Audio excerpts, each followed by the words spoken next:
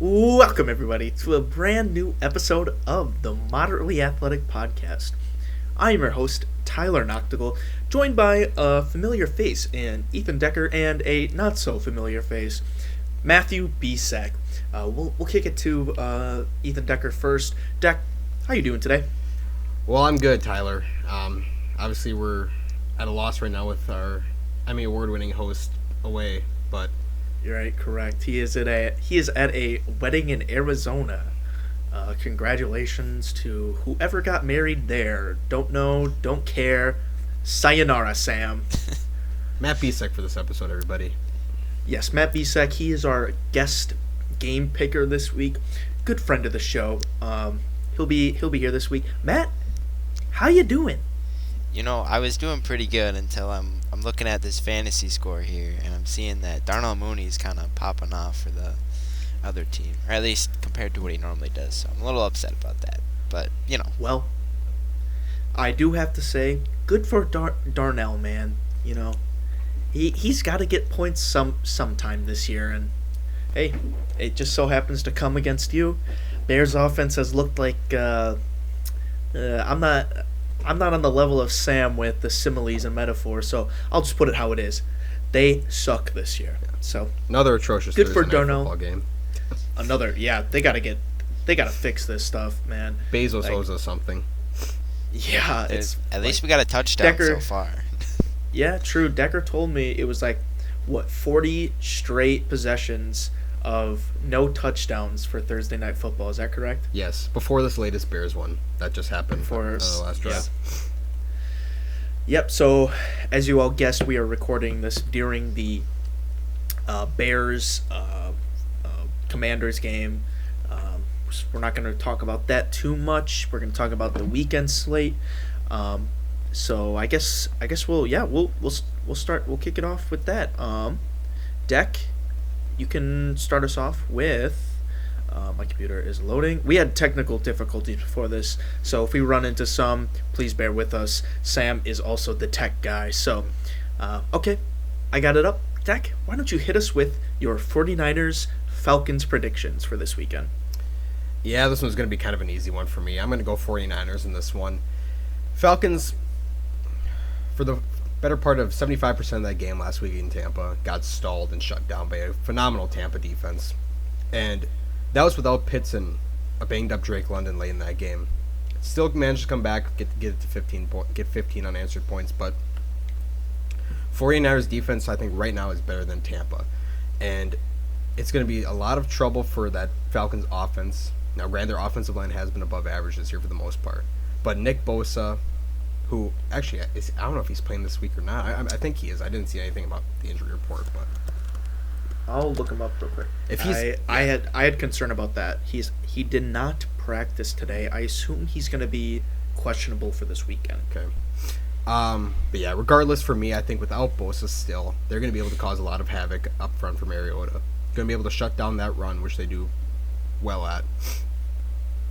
And on the outside, it's Pitts is most likely going to play in this game, still banged up. Drake London was a little banged up earlier in the week. He actually had a full practice, but that can always reappear.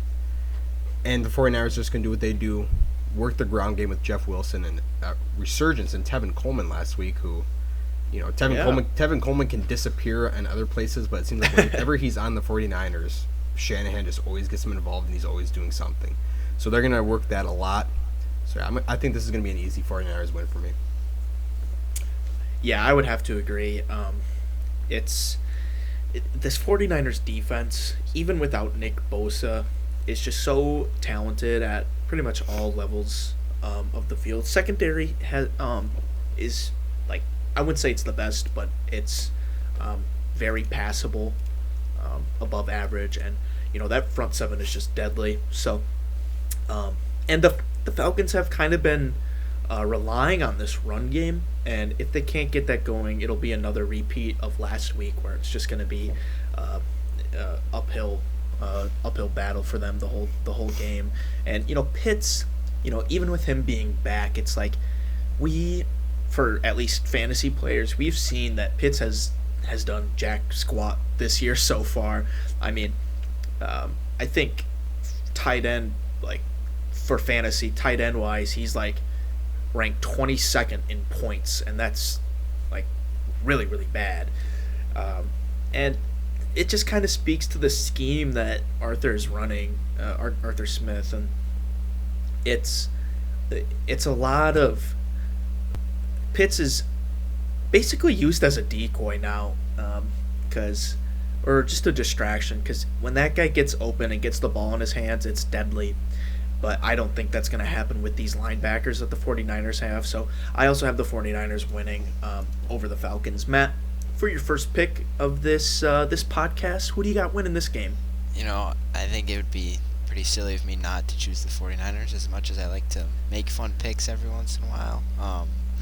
I always, to be honest with you, I hate watching 49ers games. They just kind of shut down opposing offenses no matter who it is. So they just make everything low scoring and not very fun to watch. But they're gonna win it. I mean, it's a pretty easy pick. I would have to agree. I tell you what's a fun thing about the 49ers secondary too is their starting safeties are both top 5 PFF wise at their respectable position. Oh, really? Number 2 is Deshaun Gibson, who over the Troy Polamalu lookalike. Yeah, Talanoa Hufanga, who is having just Hufanga.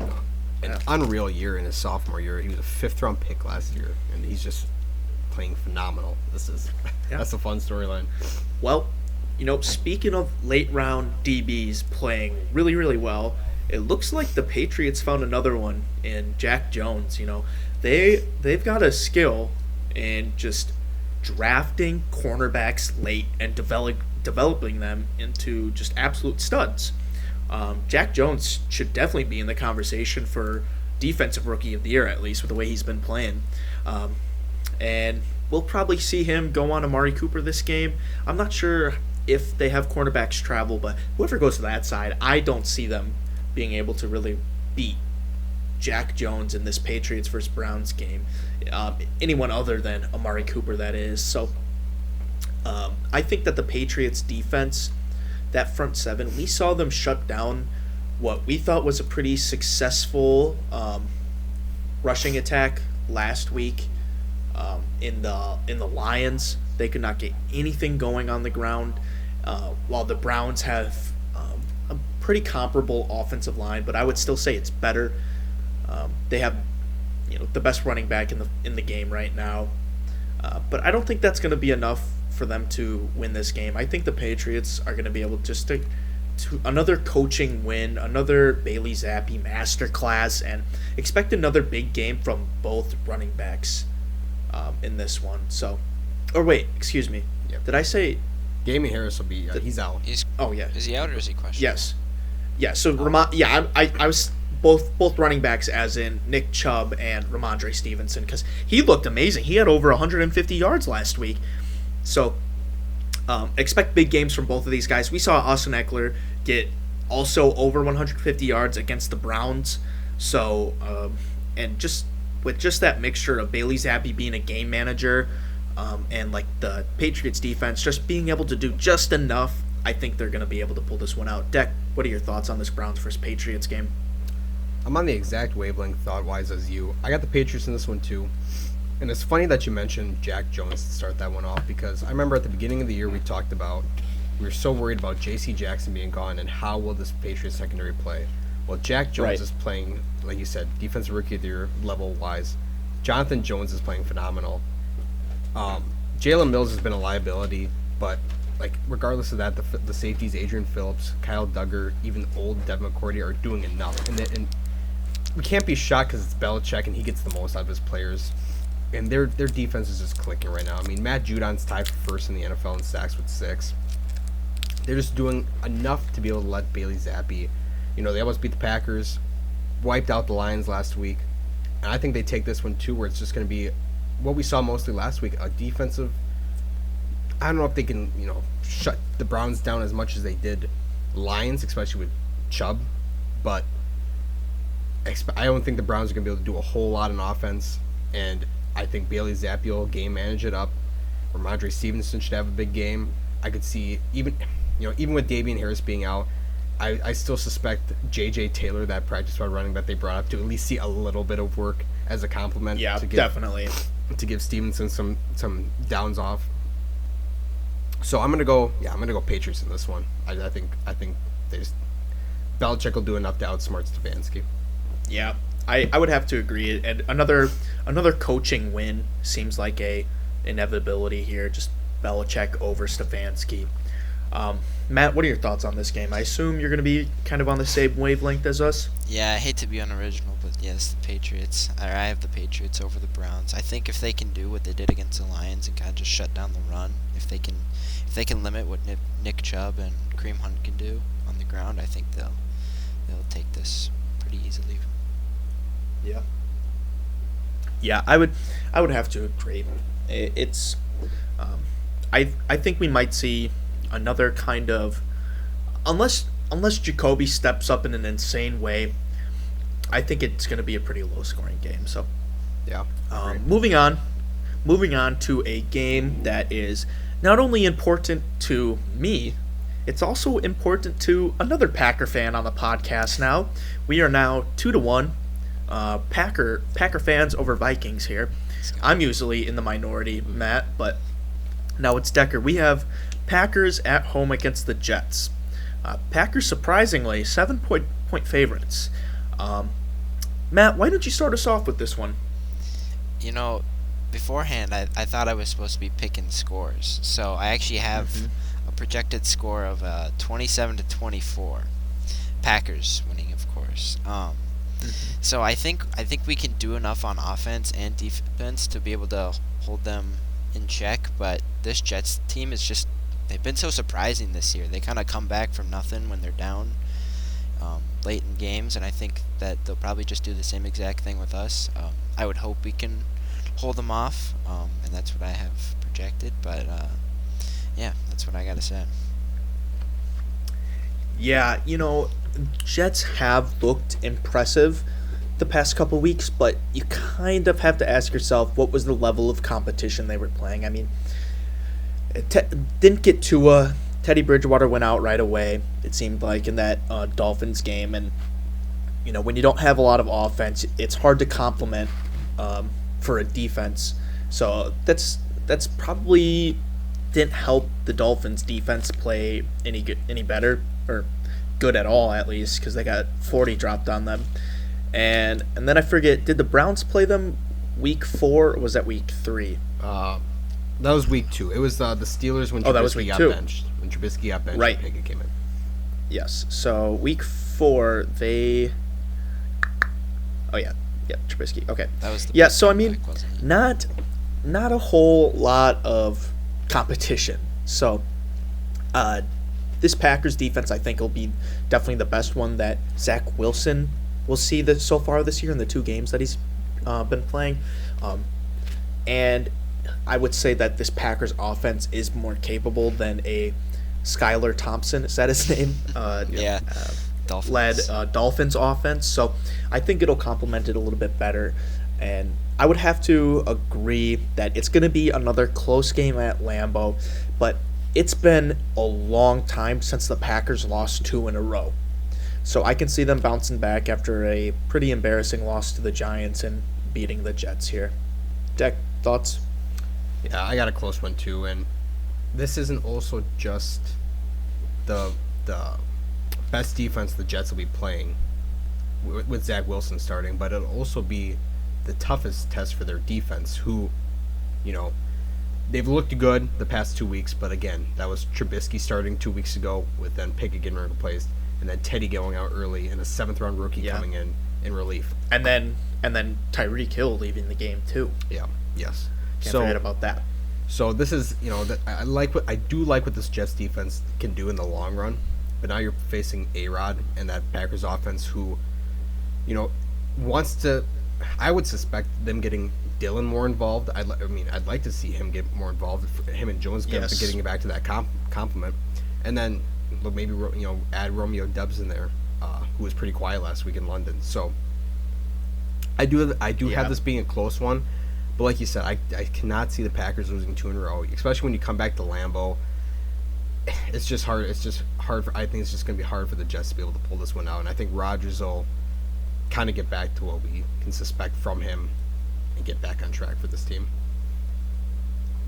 Yeah, I agree with you there. Packers, they not the best traveling team. If they have to go to the West Coast, they play bad, and I guess that now applies to across the pond to London. They play bad. So, and I think, I think for the Jets in this one too, like to really stay competitive in this one, go to the Packers' weakness on defense and do that. Use a lot of that Breece Hall, Michael Carter duo that worked last week so well in Miami. Like that's what they're going to have to do. I mean, definitely. We'll just have to see if Zach Wilson can deal with the pressure that he's inevitably going to get from the Packers defense. Moving on, kind of one team from kind of a surprising game last week, the Jaguars versus the Colts. Jaguars, embarrassing loss last week against the Texans. And then the Colts, I can't even remember what they did last week. They beat the Broncos. Excuse me. Yeah, no wonder I forgot it.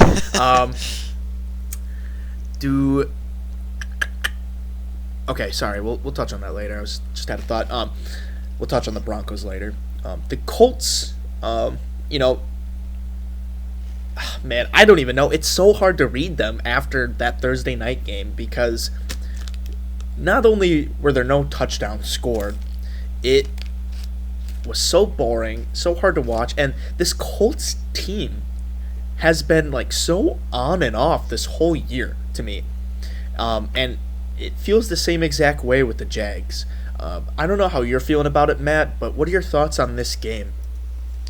Yeah, I mean, after watching that Thursday night game, I can't help but pick the Jags in this one. I mean, the Colts just look so awful. I mean, they couldn't do anything. And I think the Jags will pick it back up to. I mean, they started out the season a little bit better than what we expected. Yeah. Given that they had the number 1 overall pick 2 years in a row. Yeah. Well, we got to see if Doug Peterson can right the ship here against a division rival because, they had a division rival last week and had high expectations going into that game and did not deliver. Yeah. Very bad. Yeah. Dak, what do you think about this game? I'm gonna have to disagree with you, Matt. I'm not completely writing off the Jags yet, but I'm starting to slowly every week kind of start to veer off just a tad bit.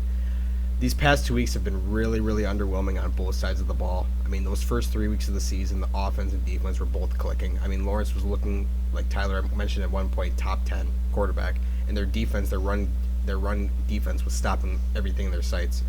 These past 2 weeks have just been a mess. The Philly week, yeah, sure, the weather-wise, it was a little bit weird. Trevor Lawrence, 5 fumbles. You're not going to see that every week. But then you get last week, and you think they're going to get a bounce back at home against in warm Jacksonville against Houston, and Dameon Pierce runs all over them. Texans defense completely shuts them down, and now I'm starting to get a little bit worried. And I think it's so hard to beat your division opponent twice in the same season, unless the division opponent was extremely bad. So I think this week the Colts, while I don't love their defense, I think they do enough this week to still stall out the Jags offense, which has been, again, very concerning the past 2 weeks. I think they'll get enough pressure on Lawrence where he'll feel he won't be able to make some throws. And the whole backfield right now, it's confusing to me with Robinson and ETN. Like, ETN had pulled off some big runs last week, and Robinson was shut down. And Robinson's been off the past 2 weeks anyway. So, and like the Colts offense, it'll really depend on if JT's in there, because I think if JT's in there, it's a whole different ball game for their offense. But I'm still going to predict Colts in this one. I think they do just enough, and it's so hard for a division opponent to beat another one twice in the same season. If we were predicting scores, which we're not doing anymore, but if we were, I would say that this is going to be a pretty low-scoring game here. And, I mean, it feels like, Deck, you touched on it. It feels like the Jaguars are having, like, an identity crisis right now, not only at running back, but kind of who they are as a team. We've seen them kind of just, like, totally do nothing the past couple weeks. So I feel like it's up to this coaching staff to kind of right the ship here But in the meantime, I do think that the Colts win this one. I think that their defense is going to be just barely good enough to squeak one out. So, moving on. Deck, we'll hit on your team here. Vikings in Miami against the Dolphins. 7th round pick, Skylar Thompson, going up against the Purple People Eater here up in Minnesota. So, what are your thoughts on this game? We'll start with you. Ooh, you would have told me week 6 we were 4-1. I'd say you're probably high, but here we are, and I'll take it. Obviously, every week is a stress for us as Viking fans. Obviously, Sam ain't here to relate, but now we're going down to Miami, got momentum, and we're facing a 7th round rookie quarterback in Skylar Thompson. While it is kind of weird that Teddy is, I believe he's cleared concussion protocol, but he's going to be back up in this game. I understand it. Miami has so much flack on them with the whole 2 incident that they don't want to do this with another quarterback where they might rush him back in there for at more risk. So regardless, though, Skylar Thompson coming in, Tyreek's gonna play. I'm guessing it was just trying to kind of throw us off mindset wise with his whole foot injury, and then Tyreek per himself said he was okay. So that was kind of weird, but Dolphins will be without Terrar Armstead. It sounds like, at left tackle. Their defense, they had some defensive players not practice throughout the week, and Melvin Ingram and Javon Holland. But regardless, I think in this game it will be a close one. The Vikings are always going to keep it close. I think we do enough on offense to be able to pull this one out. Defensive-wise, Skylar Thompson or not, Tyreek Hill and Jalen Waddle will be good safety blankets for him, and we really don't have the corners to be able to cover that speed from the both of them. And our run defense struggles for the most part too. So a combo of Raheem Mostert and Chase Edmonds are going to keep it close. But I think this will be another week where it just comes down to the wire, and our offense, I hope it's on in the last drive, but I won't be shocked if it is.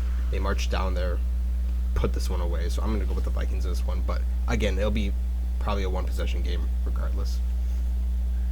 Yeah, I mean, I would have to agree with you there. It's interesting to see the Vikings go up against, a 7th round rookie quarterback. But was Cooper Rush drafted, Decker?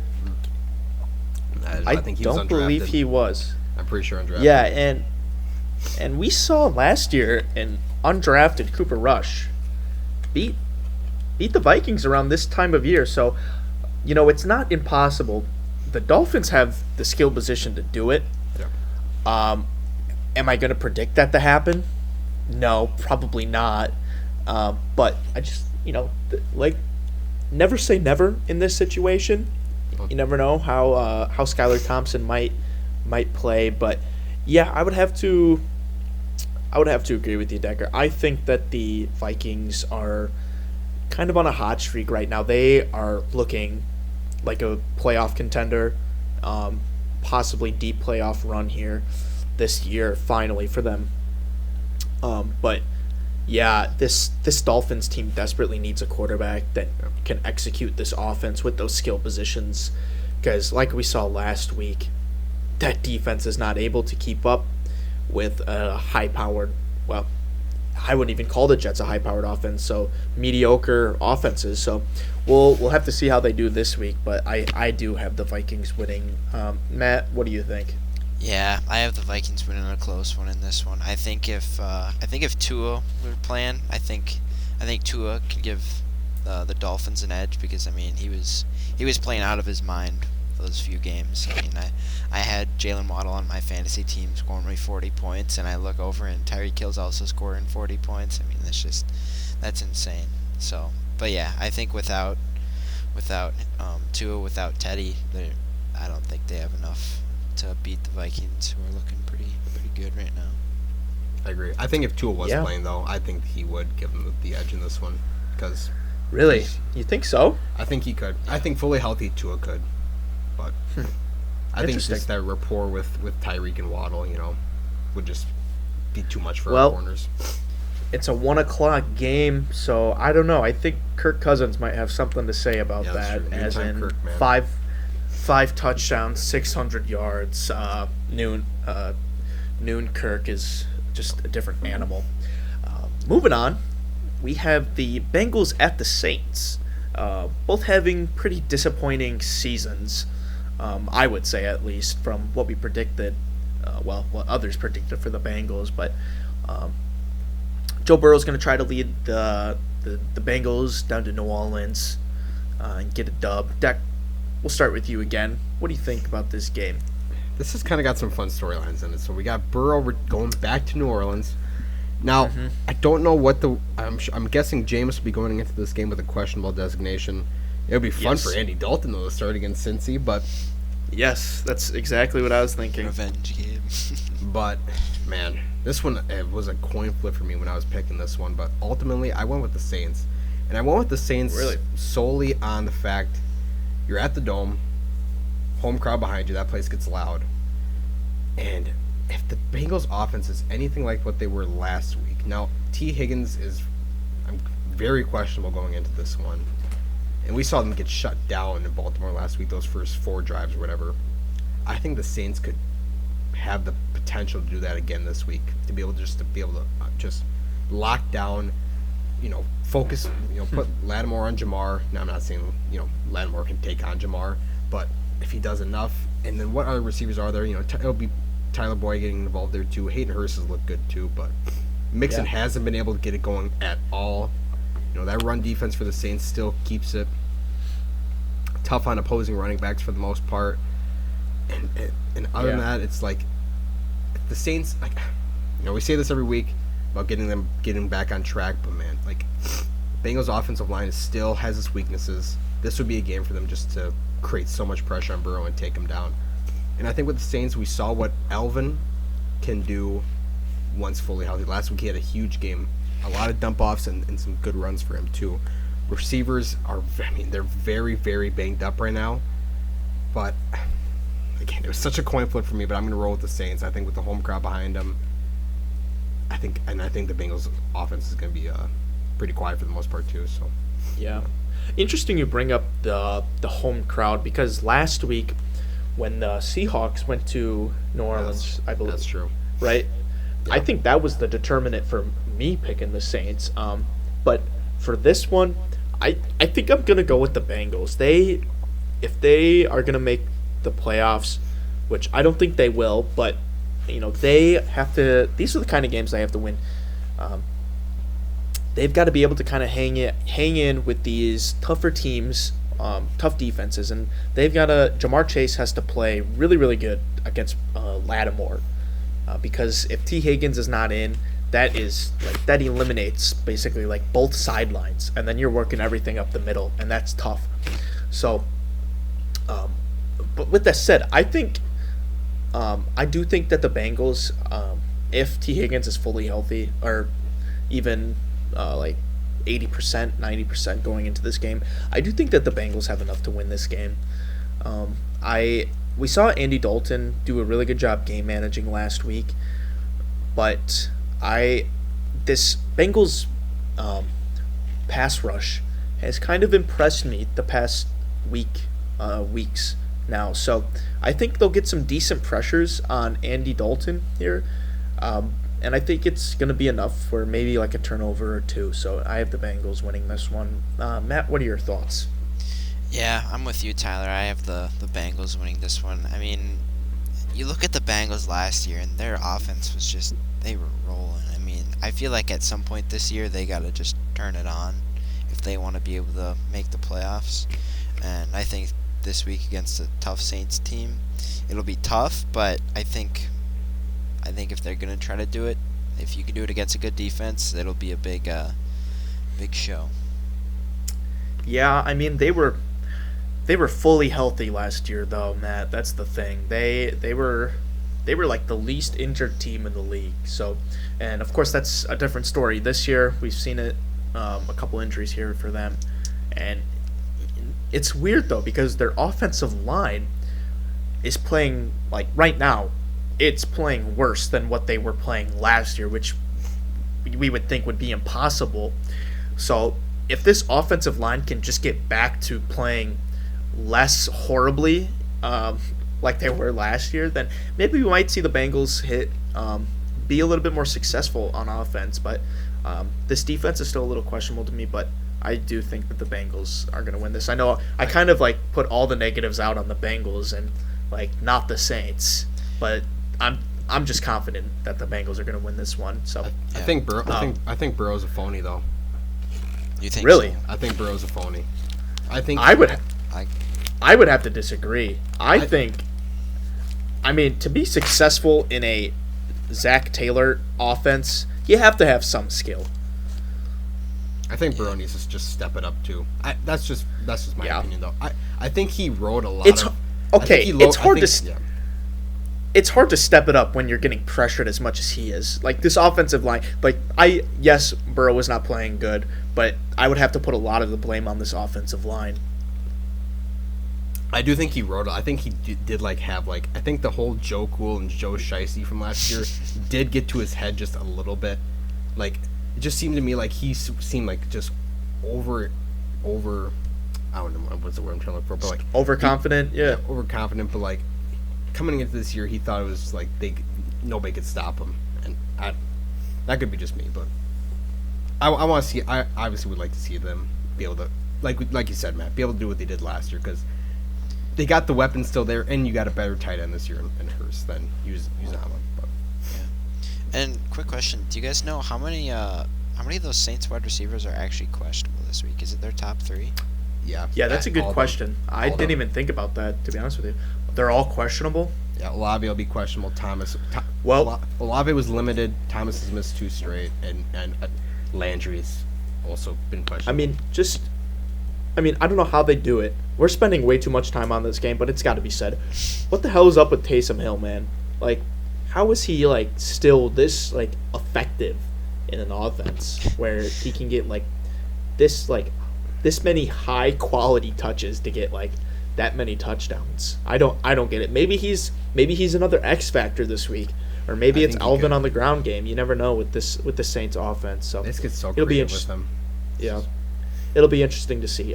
For the sake of moving on, or for time, I should say, we'll move on to what feels like to be a pretty interesting game, actually. Ravens against the Giants in MetLife. Decker, let's hear your thoughts against this 3-2 Ravens going up against the 4-1 Giants. Yeah, isn't it something? Week 6, we come to this matchup, and the Giants are the better team record-wise. I love the Giants. The Cinderella story, I love it. Week in, week out, just seeing them every week find new ways to win. It's pretty awesome, but I think this is the week they're gonna get kind of stonewalled a little bit. They're facing a very good Ravens offense. Lamar, front runner, or at least top 3 for MVP right now. And their defense played phenomenal last week and has been playing good. I think Saquon, it'll be a lot of Saquon again this week, but look for Danny Dimes to get shut down by this Ravens pass rush. Feel pressured, make a lot of stupid decisions this week. And the Ravens on offense, I'd love to see J.K. Dobbins get more involved, especially this week against the Giants, which very susceptible to the run game. This will be curious too because it'll be Wink Martindale against his old team, and Wink Martindale loves to blitz, and Lamar, sometimes Lamar looked this year. Besides the Buffalo game, he has been looking really good against the blitz. Yeah, years really past, he's been struggling. Yeah, but yes, for sure. The Dolphins game at the end got to him. Buffalo got to him. Or no, sorry, Buffalo got to him, but Miami didn't. Yes, but Buffalo no shut them down in the rain there. But correct. Yeah, this will be interesting. Buffalo was. Well, this game happened a couple weeks ago, but Buffalo usually never blitzes. And so the way that we saw Lamar just absolutely stall out in the second half of that game. And that's because the Buffalo defense just adapted to the game and just decided to blitz Lamar. And he, quite frankly, was not prepared for it.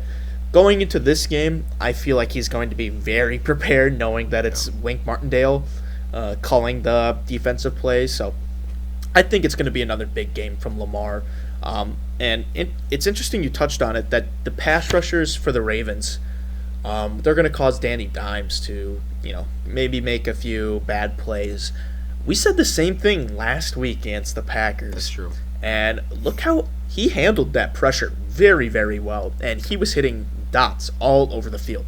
So I'm interested to see if that was a little bit of a fluke game. I'm kind of assuming it was. It was a little bit of a trap game for the Packers. So I'm interested to see how this Giants offense looks this week compared to last, and how this Ravens offense can do against Wink Martindale. So I would have to agree with you there, Dick. Matt, what are your thoughts on this game? I told you I like to make silly picks sometimes, and I think okay. So I'm actually gonna take the Giants in this one. Interesting. I love my boy Saquon Barkley. I do too. Yeah, I know you do. I had so much confidence in him that I almost took him in the second round of our fantasy draft, but instead took Stephon Diggs. Both very good players this year. But both are good picks. Yes, so no bad picks there. But mm-hmm. with what Saquon can do this year, he's coming back, and last year he was very mid, injured a little bit again. But this year he's running on teams all the time. I think that he alone might be enough to be able to beat this tough Ravens team. Yeah, and that's kind of what we've been seeing with a couple games this year with Saquon, and that's personally why I think he should be in the running for at least offensive play of the year, because other than last week, he really has been this offense for the Giants. So, yeah, I definitely am intrigued to see how Saquon does, just for the sake of my fantasy team this week. Let's see if Matt has another funny pick in store for this next game. I assume he doesn't, because it's the Buccaneers against the Steelers. Kenny Pickett's second start put up 3 points against the Bills. Now, that is probably one of the toughest teams to have a start against in the entire NFL, if not the toughest. So, not much was expected from him.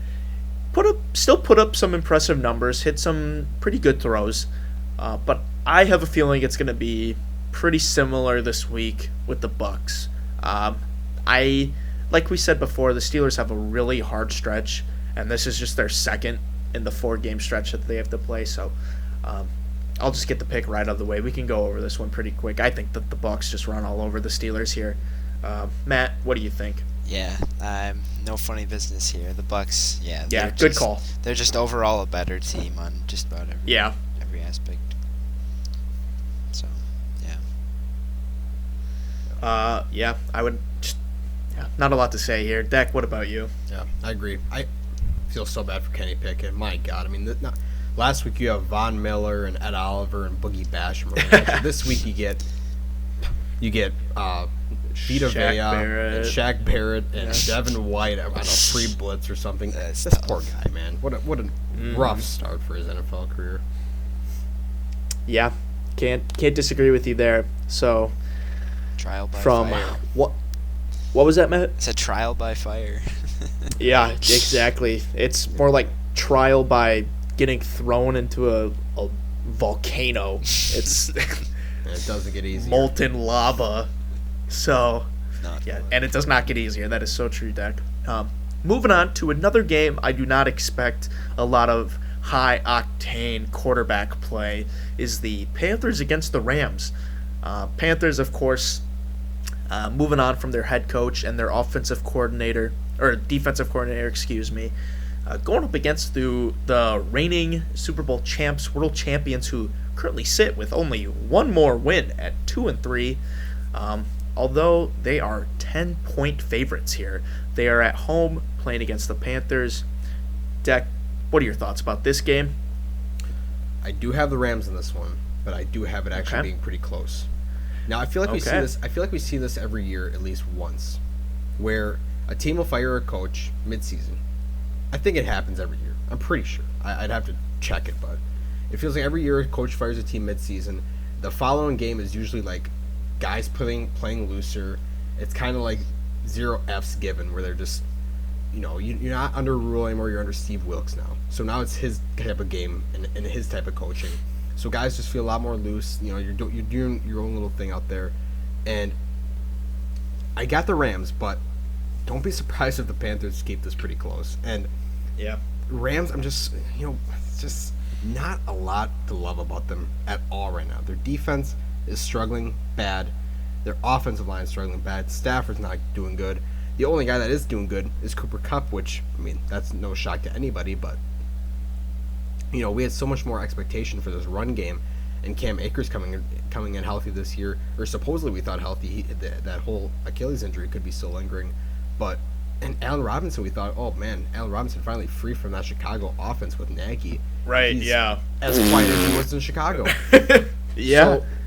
So, I'd love to actually take the Panthers in this one with PJ Walker. Now, that's another thing. Baker being out and PJ Walker starting, which I think you can win with PJ Walker more than you can with Baker. Regardless, though, I got the Rams in this one, but I do have it close. I did score. You know what, Deck? Yeah, you know what, Deck? If you won't do it, I will. This will probably be my funny pick of the week, just because the Panthers have looked so bad. But so have the Rams. I mean, I would have to agree. If this is one where the Panthers can kind of, quote-unquote, shock the nation, I do think it's going to be right after they fire their head coach. I mean, it feels like they have the talent outside of their offensive line to win them games, right? And it feels like both of these teams are kind of in the same situation where they have a pretty good, fast defense, good skill positions. We'll say a good skill position for the Rams in Cooper Kupp. But, I mean, Tyler Higbee's been playing really well this year. And the Panthers have the same thing. They have very good skill positions, and their quarterbacks have been just absolutely abysmal this year. So it's an interesting matchup in my mind. I think that Stafford is going to be very prone to turnovers this game because of how fast this Panthers defense plays. And I do think it's another close one. But I think it's the Panthers that come out on top.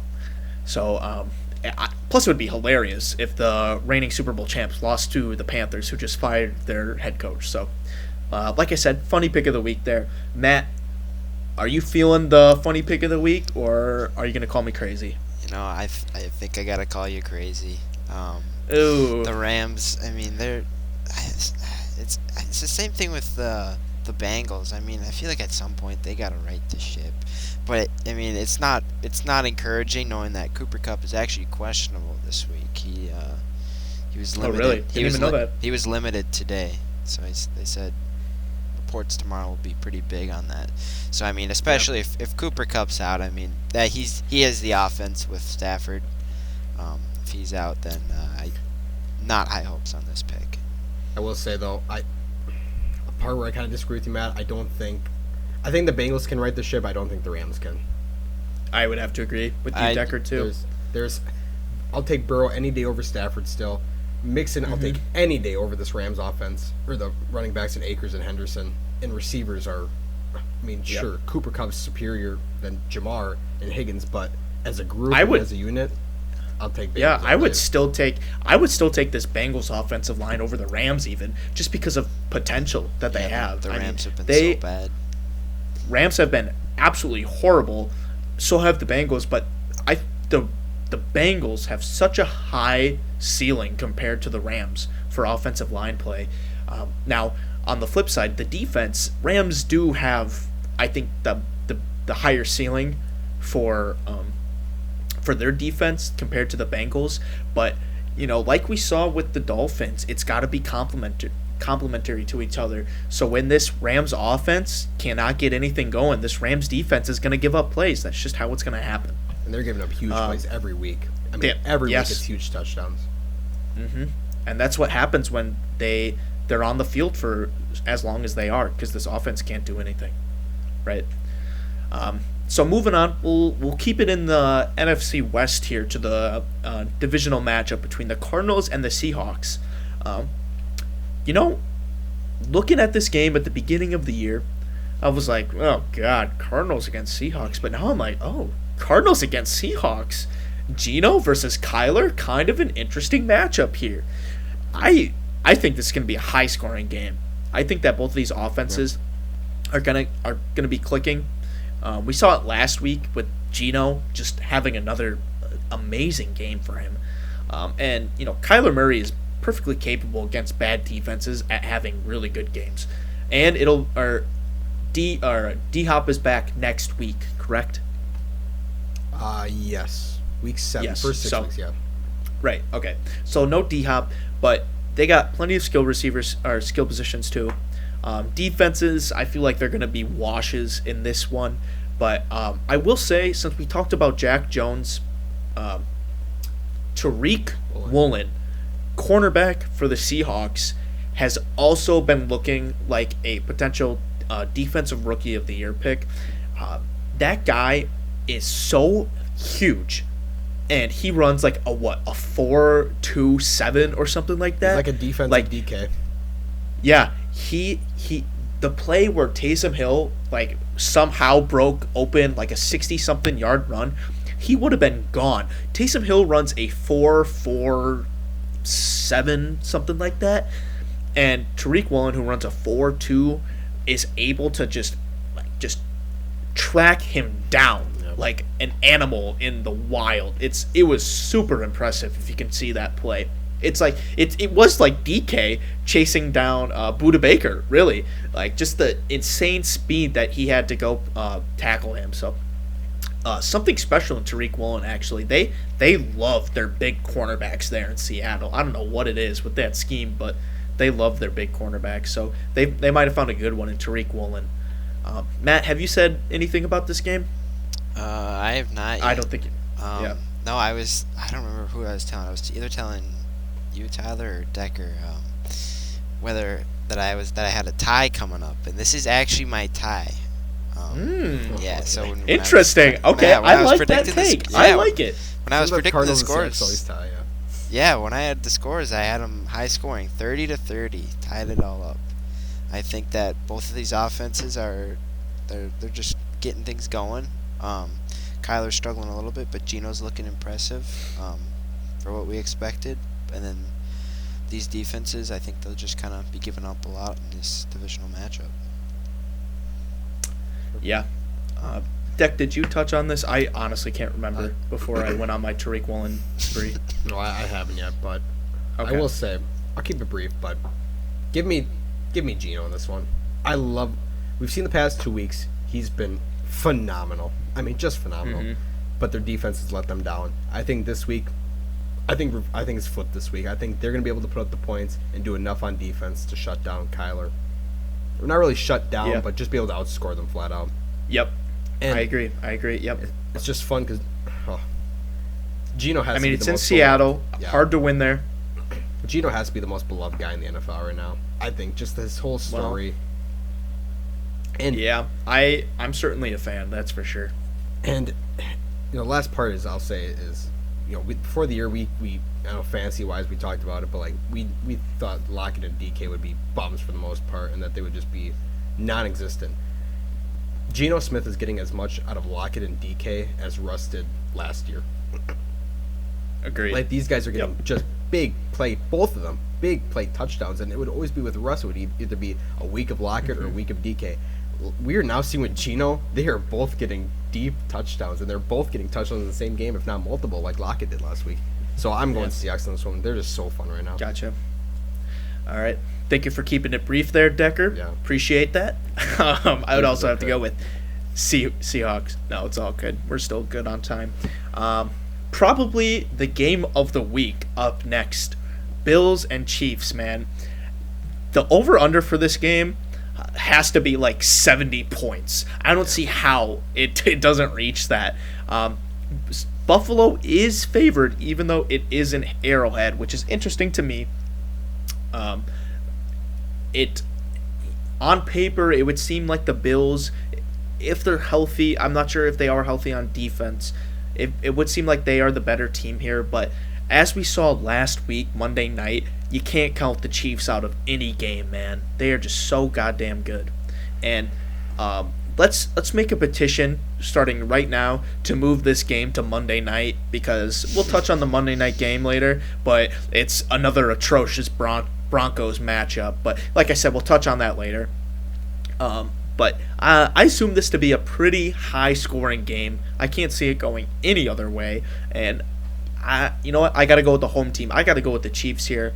They've just looked so good on offense the past couple weeks. So, yeah, I'm going to go with the Chiefs over the Bills. Matt, what are your thoughts? You know, these teams, both of these offenses are just they're rocking and rolling like every single week in and out. They're both so good. So I just got to give the edge to the Bills on this one with their defense. It's just they have a stout defense, and I don't know if they're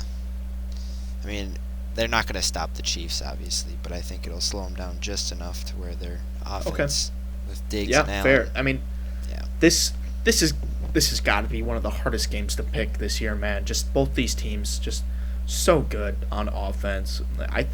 I don't even think it's going to be a shred of defense is going to be played in this game. Like maybe like a batted ball for like a pick or something, but it'll be interesting to see.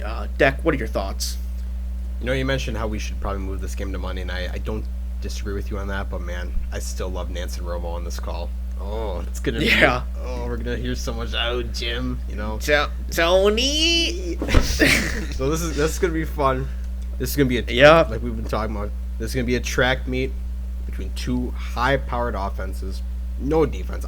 There's not gonna be flat out no defense in this one. Maybe a sack or two from both ends, but that'll be about it.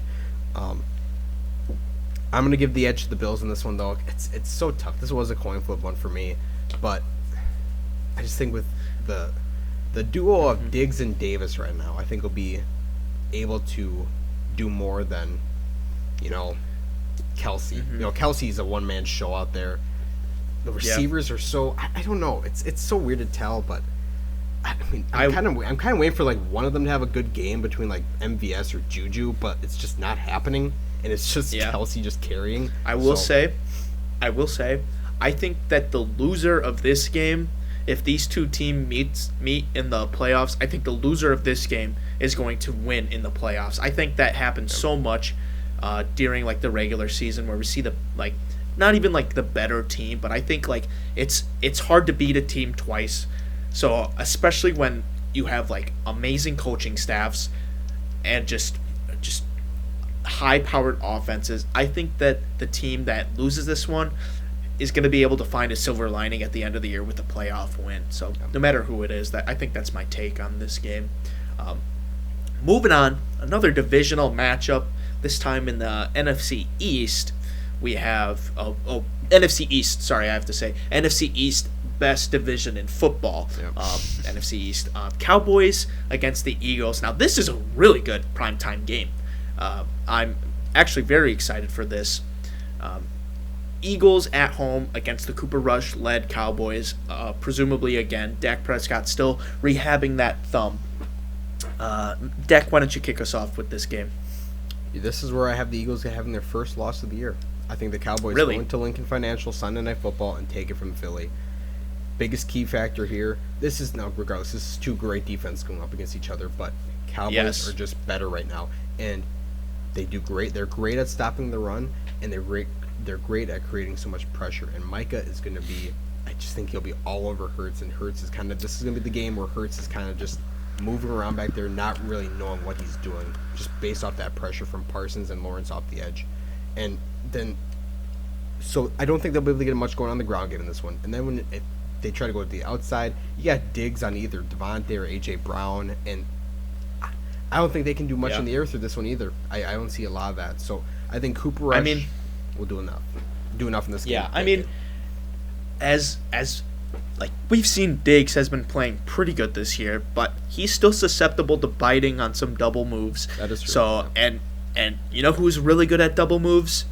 Both A.J. Brown and Devontae Smith. So both those guys are just such good route runners. I just can't see Cooper Rush beating this Eagles defense, to be honest with you, man. I know he has some magic in the past, but I don't think he's on the level to beating this Philly defense. And they're at home. We saw the Philly fan base just basically take over the Cardinals Stadium last week. Like Yeah. I saw this video and it sounded like a home game when Amendola missed that kick at the end for the Eagles. It was insane. So partially because Cooper Rush is still at quarterback, I would have to pick the Eagles at home. I don't think that they lose this one, to be honest with you. Matt, thoughts on this game before we get to our final game of the week? Yeah, I'll be quick with it. I think it's also the Eagles. I mean, they're just so good on both sides of the ball. I mean, they've done, especially like in the draft this year and trading for A.J. Brown. I mean, they've done so many good things. I mean, they made it to the playoffs last year and didn't do too great, but I mean, their team is significantly better, I would say, this year. Just all around. I don't know if the Cowboys are gonna have the answer. I think they're gonna go 6-0 to start. I was just kind of thinking, the Eagles the past 2 weeks have been walking on a tightrope. Jaguars got out to that 14-0 commanding lead against them, and then last week, they were a missed field goal away from going to overtime, and then who knows after that. So it just feels like this loss is coming. It's on the brink. It's you don't see them going undefeated, so it's like, man, when will it happen? But right now it's hard to pick against them, especially. But it's a division rival, so anything could happen. Yep. Moving on, another division matchup. We got Broncos against the Chargers, A real stinker. Yeah, Chargers. Obviously, it's not going to be as bad as last Thursday, but we can hope. But later on in the season, I don't know how many more primetime games the Broncos have. Just find different games. I beg you, please stop putting the Broncos in primetime games. Their offense is just not good enough to be entertaining in any way. And part of football, or for fans at least, is entertainment. Even though they may be executing these 3-yard runs to the T, it's not exciting football. And when a team can beat you with just scoring field goals, something's wrong, right? And those are not the kind of teams that I want to be devoting my Monday, Sunday nights, and Thursday nights to watching. So I beg all broadcasting companies out there, please stop putting the Broncos in primetime games. Now, with that said, I do like this matchup. I do think that the Chargers are going to be able to kind of maybe pick it up a little bit with the Broncos here. I think it'll be a little bit of a higher scoring game compared to what we've seen the Broncos do. But with that said, it's not a very high expectation for that. Decker, thoughts on this game and the Broncos in yet another primetime game? I agree with you. I think any primetime game, and I think the Broncos might have 2 after this. I think any primetime game for them after this, just flex them out of it. Just flex them and put an entertaining matchup in there. I've seen enough. I know Sam wanted us to touch on this. He wanted to have us put high emphasis on this of Broncos primetime game, so I will for him. Just flex everything they involved with a primetime after this. So going to this matchup, though, I think this is going to be a matchup where which coach will screw it up for their team? Will it be Hackett screwing over Denver? Will it be Staley screwing over the Chargers? One of them is going to happen regardless. It's just a matter of who. I think it's going to be Hackett. I think Staley will have his mistakes too, but I think the Chargers just right now could do more on offense, especially with the way Eckler's playing. Yes, I totally agree. I think that they'll be able to just... I don't think it's going to be commanding, but I think by 2 touchdowns, I think it would be safe to say Chargers can win this by. Broncos are just really, really stale on offense. Russ is not making good decisions at all either. No. And speaking of Russ, I love all the ex-Seahawks players just coming out and roasting him. And then on Good Morning Football, Kyle Brandt just unloading on Russell Wilson. And they're talking so much shit, and then, of course, at the end, they're, of course, like, but, he's still, a great guy, after they talk so much shit about him. Yeah. I find that to be so funny. Yeah, there's no doubt Rice is he's a good guy. He does a lot for community, and he does seem like a down-to-earth guy, but, man, when you have the audacity to go out there after you put up 9 in the Thursday night game and still say in your post-game presser, Broncos country, let's ride. Man, like, Yeah. and you just put up 9. It seems, I mean, like Kyle Brandt said, it's just unauthentic, you know? Like, the cringy TikToks he makes, like, Yeah. the cringy quotes, like, I don't know. I'm supposed to be defending him because he's an ex-Badger, but he's getting to be a little unbearable for me at this point. And Decker, you said 2 scores or 2 touchdowns for the Chargers win. I do think the Chargers win, probably not by that much for me, but nonetheless, Chargers win. Matt, thoughts on this final game? Before I give the final game, we were talking about primetime games, and Washington actually just beat the Chicago Bears in a thriller of 12-7. I was looking at... and I think Carson Wentz put up less than 100 yards too, so that's not a very good a good comeback to the Ron Rivera comments. So. 99 yards. Yeah. Next Thursday's New Orleans and Arizona, so hopefully that's a little bit better. Yeah. I was watching the updates, and the Bears, with like 50-some seconds left, were on the 4-yard line, and they couldn't get it in. They got stopped. Yeah. Not shocking. No, yeah. It was they were atrocious. But no, I also have the Chargers winning this one. Yeah. The Broncos just it's the same thing with the Colts. I mean that game was just so terrible. There's no way I can see them beating Justin Herbert and Austin Eckler. Do we know is Keenan Allen we've back seen them this week? I think it's going to be another week still. I think he's out still, and Mike Williams is questionable too. I don't know. Yeah. We'll see what goes on. Yeah, if those two are out, it's going to be another stinker, I'm afraid. I don't know. What seemed at the beginning of the year to be like the most exciting matchups for the AFC West, I'm now like, get them off my TV screen. I can't watch this anymore. Yeah, we were wrong just about injuries and poor coaching have just totally derailed like 3 out of the 4 teams in that division. So and for the Chargers, we'll have to J.C. see. Jackson is awful. He's bad. Yes. He's very bad. Yes. He is currently the 100th out of 104 corners in the NFL. Wow. He's awful.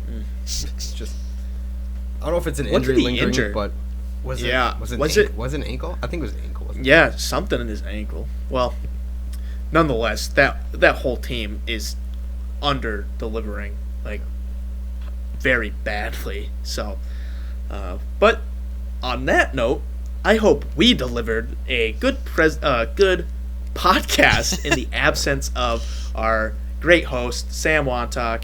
We miss you. Hope the wedding is great. Hope you're breaking it down on the old dance floor there. We know you got the moves. And we'll get you back next episode. Yeah, we'll get you back next episode.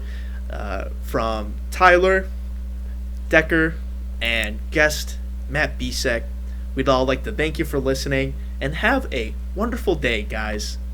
Bye-bye.